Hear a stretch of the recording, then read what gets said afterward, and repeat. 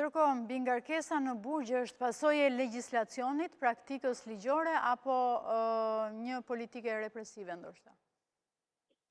Unë besoj që nuk ka të bëjë me legjislacionin, patjetër është një pjesë shumë e vogël e fajit, ta themi, legjislacionit shqiptar, i cili përgjithsisht është shumë i ashpër, kodi penal, por sigurisht që kemi të bëjmë me një mundësi komuniste të gjyqtarëve dhe prokurorëve. Dhe kjo është për të ardhur keq që njerëz të cilët janë dashlindja 95 dhe mbrapa janë më komuniste se sa baballarët e tyre në mentalitet. Dhe unë besoj që kjo është edhe si pasojë e një injektimi të një fryme edhe nga shkolla e magjistraturës. Unë besoj që leadershipi i shkollës magjistraturës ka ardhur koha që të ndrohet.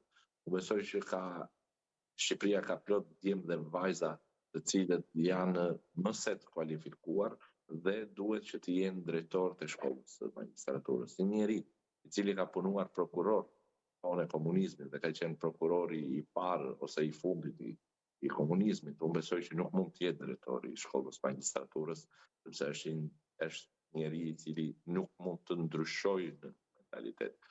Dhe drejtori i shkollës magjistraturës përcakton frymën që i jepet studentëve të shkollës magjistraturës, të cilët janë gjyqtarë dhe prokurorë e ardhshëm.